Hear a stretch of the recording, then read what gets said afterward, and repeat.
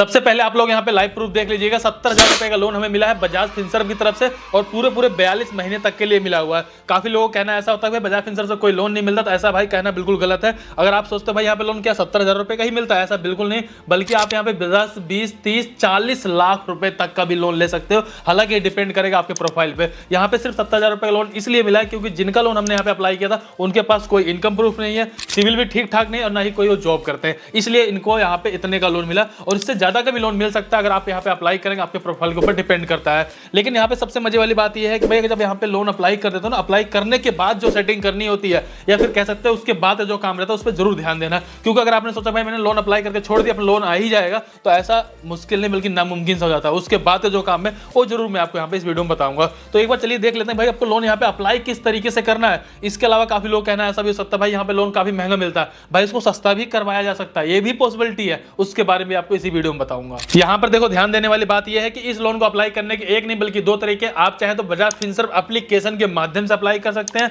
दूसरा ऑप्शन यह है कि आप गूगल पे जाकर के भी अप्लाई कर सकते हैं। दोनों का प्रोसेस बिल्कुल सेम होने वाला है, हालांकि मैं डिस्क्रिप्शन लिंक डाल दूंगा, आप उस पर क्लिक करके आप इस पेज पे आ जाओगे, यानी कि आप गूगल पे आ जाओगे और यहाँ पर आने पर आपको बजाज फिनसर्व इस तरीके से देखने को मिल जाएगा। इसके बाद आप नीचे की तरफ आएंगे, आपको एक होम का बटन देखने को मिल जाएगा, उसके बगल में एक अकाउंट का ऑप्शन देखने को मिल जाएगा। सिंपल आप इस पे क्लिक कर देंगे। यहाँ पे क्लिक करने के बाद आपसे बोला जाएगा भाई आप इसको यहाँ पे रजिस्टर कर लो, क्योंकि हम पहली बार अगर हम यहाँ पे क्लिक कर रहे हैं तो अब हमसे बोला जाता है कि भाई आप इंडिविजुअल यानी कि आप खुद मतलब इसको अप्लाई करना चाहते हो या फिर कोई आपका बिजनेस या फिर कोई कंपनी वगैरह है या फिर आप एनआरआई हो, अपने अकॉर्डिंग यहाँ पे चॉइस करो, लेकिन आपको चॉइस करना पड़ेगा इंडिविजुअल, ज्यादा बेटर रहेगा। हमने यहाँ पे इंडिविजुअल पर क्लिक कर दिया, अपना मोबाइल नंबर डाल देंगे, हमारे मोबाइल नंबर पर एक ओटीपी आएगा, ओटीपी एंटर कर देंगे, टर्म कंडीशन बॉक्स है उस पर क्लिक कर देंगे, सबमिट पे क्लिक कर देंगे। इस तरीके से देखेंगे भाई कि हम यहाँ पे लॉगिन हो चुके हैं। इसके बाद देखेंगे होम पेज पे आपको कई सारे बैनर देखने को मिल जाएंगे, जहां बैनर में आपको कई सारे ऑफर देखने को मिल जाएंगे। जैसे देखिए अब यहाँ पे लिखा हो रहा है pre approved offer for you. Simple आप इस पे क्लिक करेंगे तो आपको देखने को मिलेगा भाई पर्सनल लोन, जो कि हमें यहाँ पे 70,000 रुपए का दिखाया जा रहा है। इसके अलावा डिजिटल लोन वगैरह भी आपको देखने को मिल जाएगा। लेकिन ऐसा भी दिक्कत हो सकती है भाई आपको यहाँ पे इस तरीके का ऑप्शन देखने को नहीं मिला, फिर क्या करेंगे आप?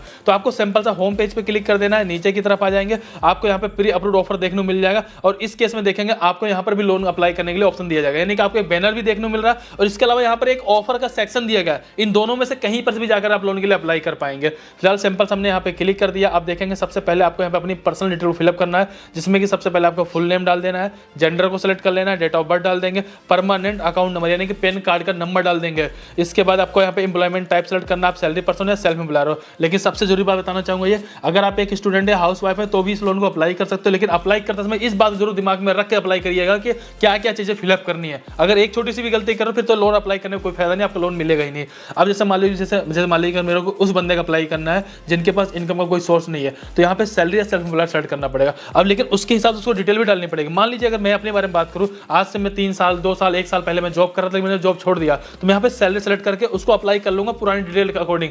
दूसरी चीज ये है कि अगर मेरा कोई छोटा मोटा दुकान है, कोई बिजनेस है, कोई शॉप है, तो मैं उसके आधार पर भी यहाँ पे लोन के लिए अप्लाई कर सकता हूँ। तीसरी चीज ये घर बैठे अगर मैं फ्रीलांस कोई काम कर रहा हूँ तो भी यहाँ पे मैं लोन के लिए अप्लाई कर लूंगा। यानी कि ओवरऑल क्या है कि अगर आपके पास छोटा सा भी कोई ऑप्शन है तो उसको इंक्लूड करते हैं, उसके डिटेल को डालते यहाँ पे अप्लाई कर लोगे। अब आपको समझ में नहीं आ रहा, चलो मैं इसको बताता हूँ कैसे करना है। तो अभी मुझे क्या करना है, सिंपल से मुझे यहाँ पे सैलरी या सेल्फ एम्प्लॉयड अपने अकॉर्डिंग यहाँ पे सेलेक्ट कर लेंगे।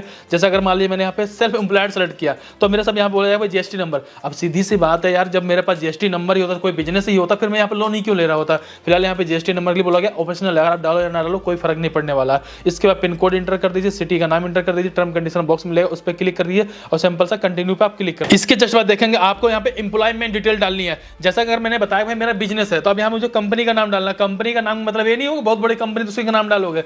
चलो मैं यूट्यूब वीडियो बनाता हूँ, कोई कंपनी तो नहीं है, लेकिन मैं यहाँ पे अपने चैनल का नाम डाल सकता हूँ। या फिर मान लीजिए मैं घर बैठे बैठे कोई वेबसाइट या फ्रीलांसर कोई काम कर रहा हूँ, उसको कर सकता हूँ। बहुत सारे ऑप्शन है आपके पास, अगर आप छोटा मोटा कोई भी काम करते हो उसकी डिटेल आप यहाँ पे डाल सकते हो। हालांकि क्या होता है, आप ऐसा मत सोचो नहीं यार कंपनी का आधार पे पैसा दिया, इसमें कई सारी चीजें मैटर करें जो मैं आगे चलकर आपको बताऊंगा। फिलहाल क्या करना है, कंपनी का नाम डाल लेना है। इसके बाद नेचर ऑफ बिजनेस सेलेक्ट करना, भाई मैन्युफैक्चरिंग करते हो, सर्विस करते हो, ट्रेडिंग करना। मैन्युफैक्चरिंग मतलब मैं कुछ बना के देता हूं, सर्विस का मतलब ये होगा जैसे मैं यूट्यूब वीडियो बना देता हूं, सर्विस प्रोवाइड करवा रहा हूं, या मान लीजिए मैं अपना कोचिंग करवा रहा हूं, या सब कुछ भी ऑप्शन दे रहा हूं तो सर्विस में आ जाए। ट्रेडिंग मतलब ये होगा भाई मैं कोई आइटम खरीद रहा हूं और खरीदे मैं किसी को बेच रहा हूं, मतलब ट्रेडिंग कर रहा हूं, उसको भी यहाँ पे हम सेलेक्ट कर सकते हैं। इसके बाद ये पूछा था भाई आपकी कंपनी किस टाइप की है, यानी अगर आप उसको अकेले चलाते हैं तो उसको आप इंडिविजुअल सेलेक्ट करोगे या फिर पार्टनरशिप है या ट्रस्ट है, आप अपने अकॉर्डिंग यहाँ पे सेलेक्ट कर सकते हो। बहुत सारे ऑप्शन आपको देखने को मिल जाएंगे।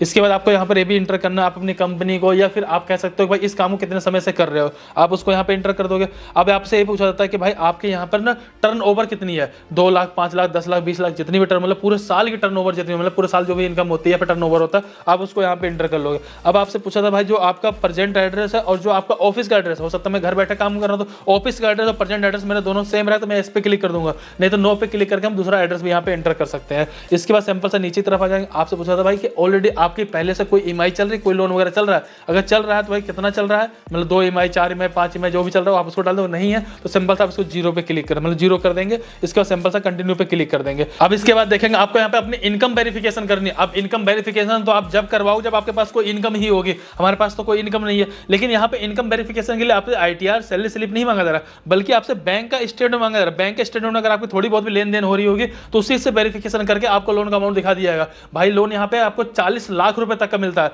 जो आपको यहाँ पे लोन दिया जाता है, छोटा मोटा लोन दिया जा रहा है। तो इसका मतलब यह है कि अपना अकाउंट को आपको वेरीफाई करवा देना चाहिए। तो करने के लिए आपको 2-3 तरीके हैं। सबसे पहला है आपके पास ये है कि भाई अपना ओटीपी के माध्यम से, नेट बैंकिंग माध्यम से कर सकते हो, जो कि सबसे आसान तरीका रहेगा। चलो मैं आपको एक बार करके भी दिखा देता हूँ। सिंपल मुझे कंटिन्यू पे क्लिक कर देना है। आपका जो भी बैंक में अकाउंट है उस बैंक को आप यहाँ पे सेलेक्ट कर लेंगे, कंटिन्यू पे क्लिक कर देंगे। आपके बैंक से लिंक मोबाइल नंबर पे एक ओटीपी आएगा, उस ओटीपी को डाल देंगे, टर्म कंडीशन में एक्सेप्ट करेंगे। फाइनली देखेंगे जो आपका अकाउंट था वो लिंक हो चुका और यहाँ पे क्लियर बोला गया भाई आपके अकाउंट से आपका ये जो डाटा यानी कि स्टेटमेंट है उसको लिया जा रहा है। तो सिंपल से आपके यहाँ पे गिव कंसेंट पे क्लिक, मतलब परमिशन दे देनी है। इसके जस्ट बाद देखेंगे यहाँ पे सक्सेसफुल आपको देखने को मिल जाएगा। अब दोबारा आपसे पूछा था भाई कि आपको अपने बजाज फिनसर्व के साथ कंटिन्यू करना है या फिर गूगल के साथ, दोनों, मतलब दोनों पे किसी भी क्लिक करके आप इसको कंटिन्यू कर सकते हैं। फिलहाल हम यहाँ पे क्रोम पे क्लिक कर देते हैं।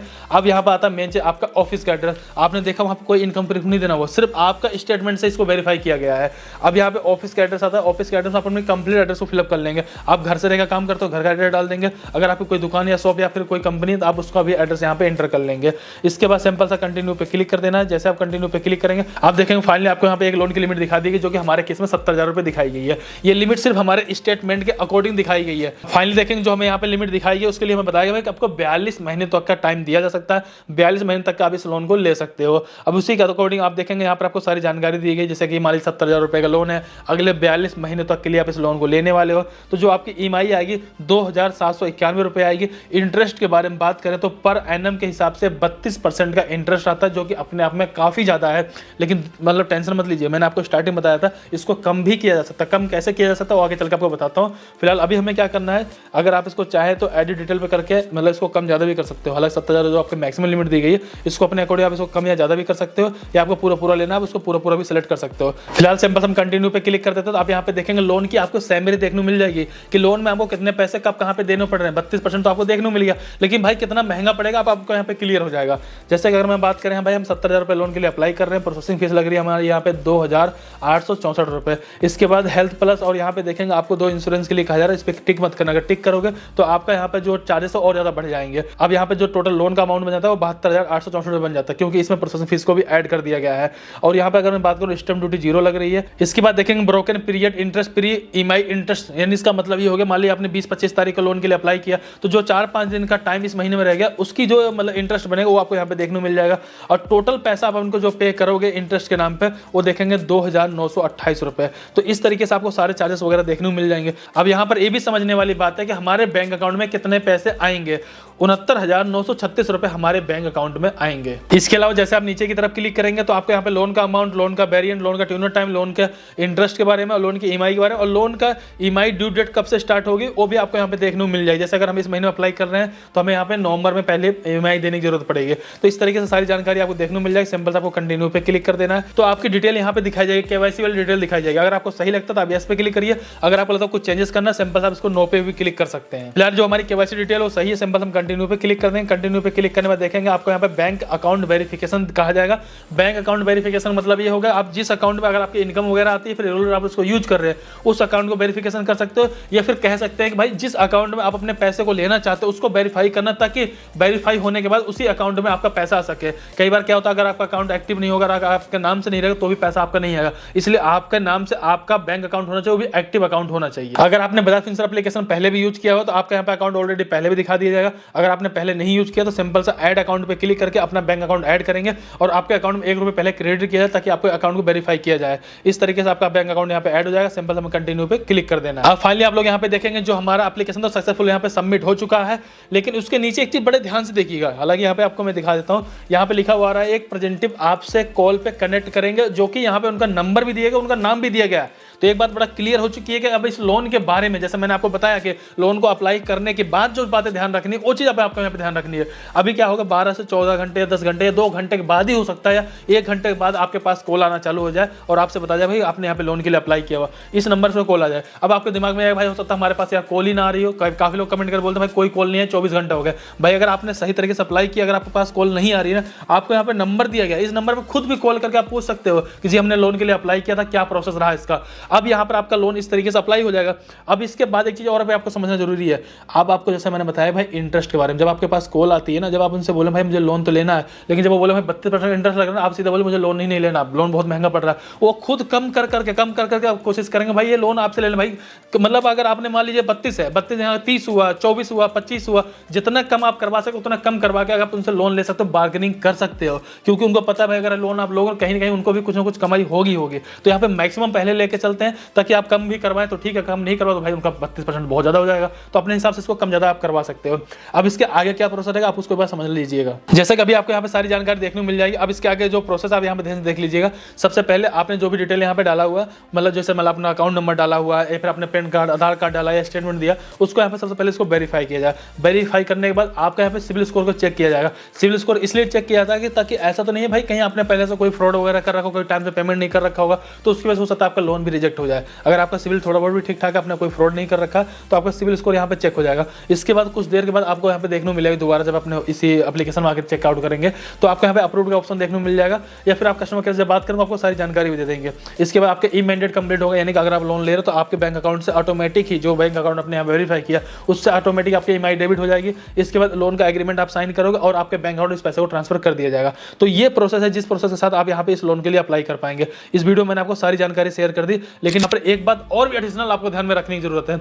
अगर आप यहाँ पे चाहते हो भाई प्री अप्रूव्ड बेसिस दिया, मतलब आपसे कोई इनकम प्रूफ, कोई डॉक्यूमेंट या फिर कोई डिटेल डालने की जरूरत ना पड़े, बस 2-4 क्लिक करो आपके अकाउंट में पैसा आ जाए, यानी प्री अप्रूव्ड बेसिस पे आ जाए। भले आप कोई जॉब कर रहे हो ना कर रहे हो, कोई बिजनेस कर रहे हो नहीं कर रहे हो, तो उसके लिए सबसे बेस्ट ऑप्शन होता है आपके पास एक होना चाहिए बजाज फिनसर्व ईएमआई कार्ड, जो आप यहाँ पे देख पा रहे हो। बजाज फिनसर्व ईएमआई कार्ड है आपके पास, आप आंख बंद करके यहाँ पे लोन के लिए भी अप्लाई कर पाओगे। और सबसे मजे वाली बात है, बजाज फिनसर्व ईएमआई कार्ड लेने के लिए आपके पास कोई भी इनकम प्रूफ होने की जरूरत नहीं है। सिर्फ 3 चीज चाहिए होती है, एक आपके पास पैन कार्ड, एक आधार कार्ड, और तीसरा चीज चाहिए आपके पास एक बैंक अकाउंट। चाहे वो बैंक अकाउंट में पैसा हो या ना, उससे भी कोई मतलब नहीं है। बजाज फिनसर्व ईएमआई कार्ड अगर अभी अप्लाई करते हैं इस समय आपको बहुत ही आसानी से मिल जाएगा, और एक बार आपका बजाज फिनसर्व ईएमआई कार्ड मिल गया तो आप उससे प्रोडक्ट को ईएमआई बाय तो कर ही सकते हो, आगे चल करके इस तरीके से प्री अप्रूव्ड बेसिस पे लोन भी ले पाओगे। Bajaj Finserv EMI card apply करने का भी लिंक मैं डिस्क्रिप्शन में डाल दूंगा, उस लोन को अप्लाई करने का भी लिंक डिस्क्रिप्शन में डाल दूंगा, जाके चेकआउट जरूर कर लीजिएगा। और प्लीज कमेंट कर बताइए आपने यहाँ पे लोन के लिए अप्लाई किया कि नहीं किया, अगर किया तो कितने का लोन आपको यहाँ पे देखने को मिला। फिलहाल इस वीडियो के लिए लाइक करिए, चैनल सब्सक्राइब करिए, कोई भी डाउट हो प्लीज कमेंट कर बताइए। चलिए फिर मिलते हैं किसी वीडियो में, तब तक के लिए जय हिंद, जय भारत।